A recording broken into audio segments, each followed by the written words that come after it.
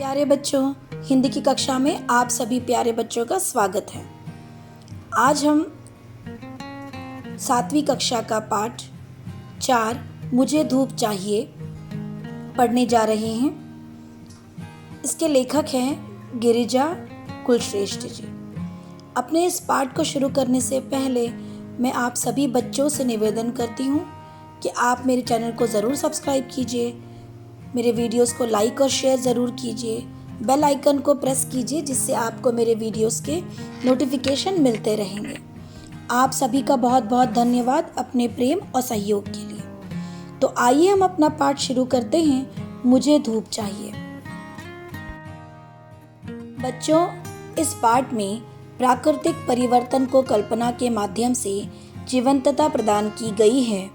प्रस्तुत पाठ के पपीते के छोटे से बीज के माध्यम से जनमानस को यह प्रेरणा दी गई है कि विषम परिस्थितियों में धैर्य और आत्मविश्वास बनाए रखकर ही कोई अपने गंतव्य अथवा लक्ष्य को प्राप्त कर सकता है। तो आइए हम अपना पाठ शुरू करते हैं। मुझे धूप चाहिए। एक था छोटा सा बीज, गोल मटोल, काला कलूटा और बहुत कुछ काली मिर्ची जैसा था। वह छोटा सा बीज, यदि तुम्हें बीजों के विषय में थोड़ी बहुत जानकारी है तो मुझे बताने की भी ज़रूरत नहीं है कि वह बीज एक मीठे गूदेदार पपीते का था। फल खाने के बाद लापरवाही से फेंके गए बीजों में से अलग हुआ वह बीज अनचाहे ही एक छोटी सी क्यारी में जा गिरा था। अनचाहे मैंने इसलिए कहा क्योंकि उस क्यारी में अब कोई भी पौधा बढ़कर पेड़ बनेगा, यह न किसी को अनुमान था न ही आशा। इसकी वजह थी कि उस क्यारी में पहले ही से काफी पेड़ पौधे लगे थे और बढ़ने के लिए जी जान से कोशिश कर रहे थे। बच्चों, इस कहानी में एक छोटा सा बीज है, गोल मटोल सा, काला कलूटा सा। जैसे आपने रसोई घर में काली मिर्च को देखा होगा, बिल्कुल उसी तरह का पपीते का बीज होता है। छोटा सा होता है, उसका रंग काला होता है। और हमारे इस कहानी में ये बीज अनचाहे किसी ने फेंक दी। किसी ने बच्चों इसे बोया नहीं है, ये किसी ने खाकर, पपीते को खाकर उसके बीज को फेंक दिया है और वो सीधे क्यारी में जाकर गिरा है। अब क्यारी में जो है बिल्कुल किसी भी पौधे को बढ़ने के लिए कोई जगह नहीं है बच्चों, क्योंकि उस क्यारी में पहले ही से बहुत सारे पेड़ पौधे लगे हुए हैं और ये सारे पेड़ पौधे बढ़ने की कोशिश कर रहे थे। तो आइए अब आगे पढ़ते हैं। इनमें एक नींबू का पौधा था। उसने एक बेसब्र बच्चे की तरह, जो हर हाल में ज्यादा से ज्यादा हिस्सा पाने की फिक्र में रहता है, अपनी टहनियां चारों तरफ फैला रखी थी। लेकिन अब वह अंगूर की बेल से परेशान था, जिसने अपने कोमल तंतुओं से पहले तो जरा सा सहारा मांगा था, पर अब वह हर टहनी पर कब्जा जमा रही थी।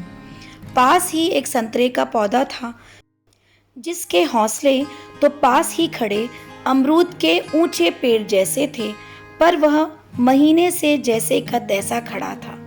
उधर एक आम का पौधा भी था, जो जगह न मिलने के कारण बिना एक भी टहनी निकाले सीधा बढ़ रहा था, खजूर की तरह। इसी क्यारी में लौकी की एक बेल ने गुलाब के पौधों को बातों में उलझाकर बढ़ने से रोक रखा था।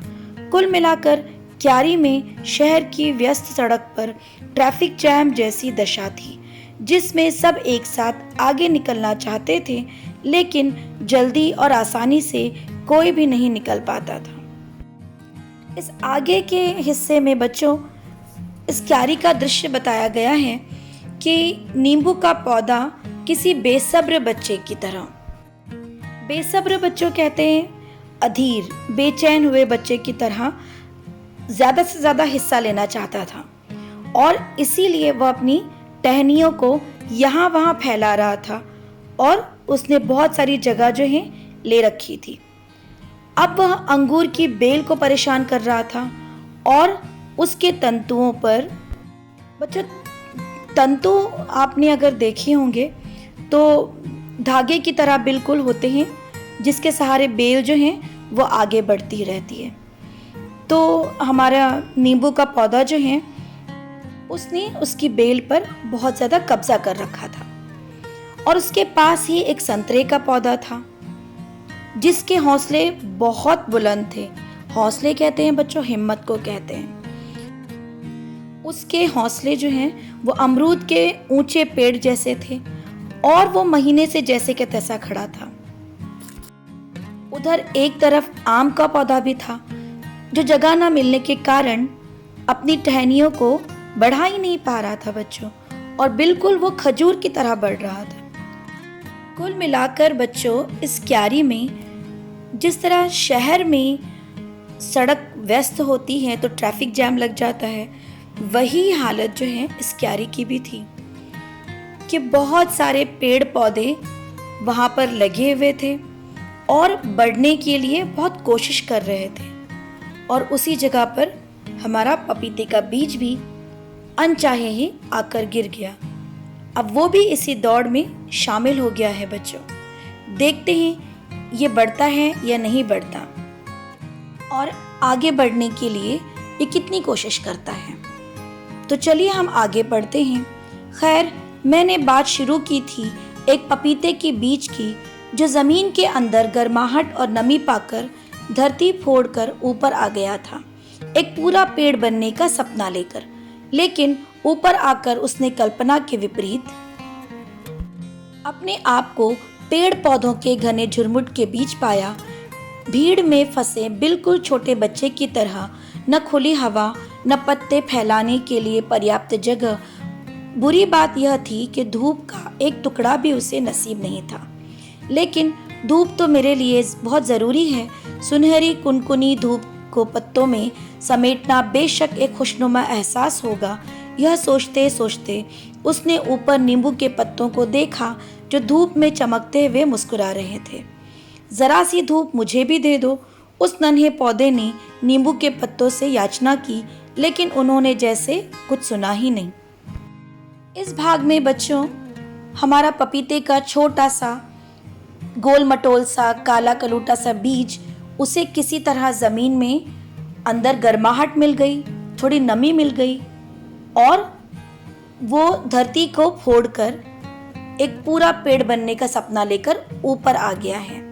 लेकिन ऊपर जैसे ही वो हमारा बीज आया है, उसने जो कल्पना की थी उसके विपरीत यहाँ की हालत थी बच्चों। पेड़ पौधों का एक घना सा झुरमुट था वहाँ पर और उसके बीच में ही पपीते का बीज उग आया था। उसे लगा जैसे वो एक भीड़ में जिस तरह छोटा बच्चा फंस जाता है, उसी तरह वो फंस गया है। उसे खुली हवा नहीं मिल रही थी, अपने पत्ते फैलाने के लिए उसे पर्याप्त जगह नहीं मिल रही थी, धूप तक उसके नसीब में नहीं थी। लेकिन धूप तो मुझे बहुत ज़रूरी है। सुनहरी कुनकुनी सी धूप पत्तों के लिए बच्चों, पेड़ पौधों के लिए कितनी ज़रूरी होती है, ये हम सभी को पता है। यही बात हमारा पपीते का बीज जो अब धरती फोड़कर ऊपर आ गया है सोच रहा था कि मेरे लिए तो धूप बहुत ज़रूरी है, धूप के बिना तो मैं बढ़ नहीं सकता। और यही सोचते सोचते जब उसने ऊपर अपनी नज़र उठाई तो उसने देखा कि नींबू के पत्तों को पर्याप्त धूप मिल रही थी और उसके पत्ते चमक रहे थे, धूप में मुस्कुरा रहे थे। उसने जो है नींबू के पत्तों से याचना की। याचना का मतलब होता है बच्चों प्रार्थना की कि ज़रा सी धूप मुझे भी दे दो। लेकिन नींबू के पत्तों ने उसकी बात को बिल्कुल अनसुना कर दिया बच्चों। तो चलिए आगे का भाग हम पढ़ते हैं। ए खूबसूरत अंगूर की बेल, इतनी सारी धूप तुम ही ने समेट रखी है, अपने पत्तों से छन कर कुछ धूप नीचे भी आने दो ना। नन्हे पौधे ने इस उम्मीद के साथ कहा कि इस कोमल पत्तों वाली बेल के दिल में कुछ तो रहम होगा ही। एकदम बेवकूफ हैं, अंगूर की बेल ने इतरा कर कहा। भला अपने हिस्से की धूप मैं क्यों दे दूं? नन्हे पौधे ने मायूस होकर धूप न मिलने की शिकायत हर पौधे से की, पर सबका जवाब एक ही था, भला हम क्या कर सकते हैं, सब कितने बेरहम हैं। नन्हा पौधा दुखी होकर सोचने लगा, काश कोई समझ पाता कि मुझे धूप की कितनी ज़रूरत है। मेरे विचार से यूं गिड़गिड़ाने का कोई लाभ नहीं है। क्यारी की गीली मिट्टी में पनपते मनी प्लांट ने कहा, वैसे भी मांगने पर तो आसानी से कुछ नहीं मिलता, धूप तो बिल्कुल भी नहीं। ओह, तब तो मुझे अफसोस करना होगा कि उगने के लिए गलत जगह चुनी है मैंने। एक दूसरा तरीका भी है, मनी प्लांट ने नन्हे पौधे को सुझाव दिया।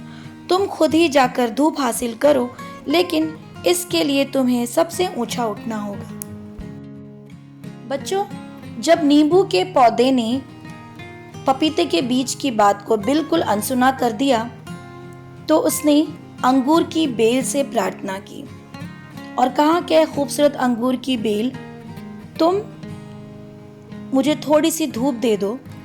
लेकिन अंगूर की बेल उसे एकदम बेवकूफ़ कहती हैं और कहती हैं कि भला अपने हिस्से की धूप मैं तुम्हें क्यों दूं। नन्हा पौधा बहुत मायूस हो गया। बच्चों, मायूस का अर्थ होता है दुखी हो जाना। अंगूर की बेल का जवाब पाकर वो और भी दुखी हो गया और उसने धूप न मिलने की शिकायत उस क्यारी के हर पौधे, हर पेड़ से की। लेकिन सभी ने एक ही उत्तर कि भला हम क्या कर सकते हैं। उसी क्यारी में बच्चों मनी प्लांट की बेल भी थी। उसने पपीते के पौधे को एक सलाह दी कि इस तरह गिड़गिड़ाने से कोई लाभ नहीं होगा और तुम्हें आसानी से धूप नहीं मिलेगी।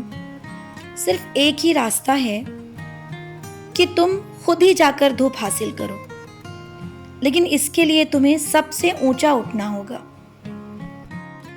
अब देखते हैं हमारा पपीते का पौधा क्या मनी प्लांट की सलाह को मानता है या बढ़ने की उम्मीद छोड़ देता है। आइए बच्चों, हम आगे बढ़ते हैं। मुश्किल होने के बाद भी नन्हे पौधे को यह सुझाव पसंद आया और धूप की कल्पना करते करते उसने बढ़ना शुरू किया।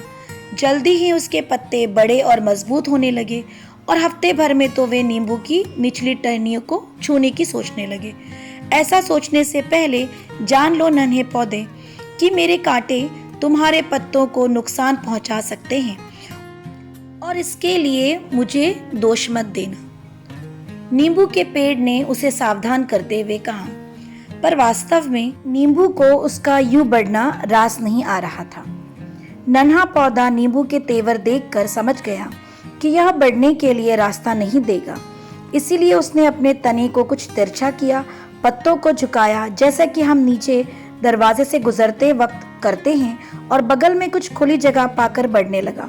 धूप उसे जैसे बार बार बुलाए जा रही थी और वह इन छोटी मोटी बातों को दिमाग में न लाते हुए बढ़ता जा रहा था। उसके पत्ते पहले से ज्यादा बड़े और खूबसूरत हो गए और अंगूर की बेल के ऊपर फैल गए।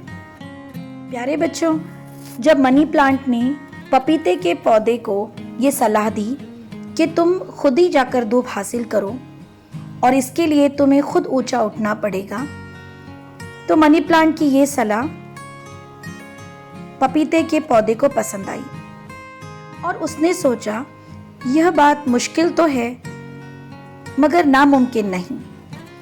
और धूप की कल्पना करते करते वो बढ़ने लगा और बहुत जल्दी ही वो बढ़ गया बच्चों। उसके पत्ते बहुत बड़े हो गए, मजबूत हो गए और हफ्ते भर के अंदर ही वो नींबू के निचली टहनियों को छूने की सोचने लगा।